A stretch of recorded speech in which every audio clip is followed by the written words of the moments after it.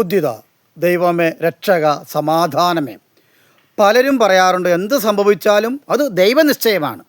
എന്നാൽ നിങ്ങൾ മനസ്സിലാക്കേണ്ട ഒരു കാര്യം അത് ശുദ്ധ മണ്ടത്തരമാണ്.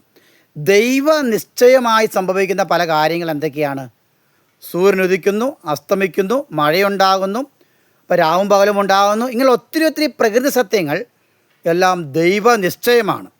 ബാക്കി മറ്റ് പല കാര്യങ്ങളും സംഭവിക്കുന്നത് മനുഷ്യൻ അവൻ തന്നെ എനർജി ഗ്രൂപ്പ് വെച്ചുകൊണ്ട് അവൻ ചെയ്യുന്ന കർമ്മങ്ങളിലൂടെ നടക്കുന്ന കാര്യങ്ങളാണ് പല കാര്യങ്ങളും സംഭവിക്കുന്നത്.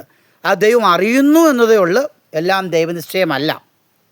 മറ്റൊരു പ്രധാനപ്പെട്ട കാര്യം, ദൈവത്തിന് വിരുദ്ധമായി തങ്ങളുടെ സ്വാർത്ഥത അനുസരിച്ച് മനുഷ്യൻ ഈ ലോകത്ത് പ്രകൃതിയെയും പുരുഷയെയും ചൂഷണം ചെയ്യുന്നതിൻ്റെ ഫലമായി ഉണ്ടാകുന്ന ദൈവത്തിൻ്റെ പ്രതികാരം എന്ന് പറയാൻ പറ്റില്ല, ദൈവത്തിൻ്റെ എതിർശക്തിയാണ്, അല്ലെങ്കിൽ പ്രകൃതിയുടെയും പുരുഷയുടെയും എതിർശക്തിയാണ് കൊടുങ്കാറ്റും അതുപോലെ തന്നെ പല ഭൂകമ്പങ്ങളും മറ്റ് അനിഷ്ട സംഭവങ്ങളും. ആയതിനാൽ ദൈവത്തിൻ്റെ നന്മ എന്ന തലത്തിലൂടെ ചെയ്യുന്ന കാര്യങ്ങളാണെങ്കിൽ ഒന്നൊരു പ്രശ്നവും ഉണ്ടാവുകയില്ല, അത് നന്മയായി തന്നെ ഫലിക്കും.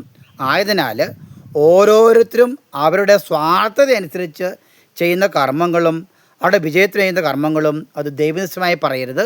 അത് അവരുടേതായ കർമ്മത്തിൽ അവരുടേതായ എനർജി ഗ്രൂപ്പ് ചെയ്യുന്ന കാര്യങ്ങളാണ് തിരിച്ചറിവോടെ മനസ്സിലാക്കുകയും സത്യത്തിൻ്റെയും നന്മ ഏതാണെന്നും മനസ്സിലാക്കി തിരിച്ചറിവിലൂടെ ഈശ്വരനിലൂടെ പോകുമ്പോൾ അതും ദൈവനിശ്ചയമായി തീരുമെന്ന് മനസ്സിലാക്കണമെന്ന് പ്രത്യേകം പറഞ്ഞുകൊണ്ട് ഞാൻ നിർത്തുകയാണ്. എല്ലാവർക്കും 1000 നന്ദി.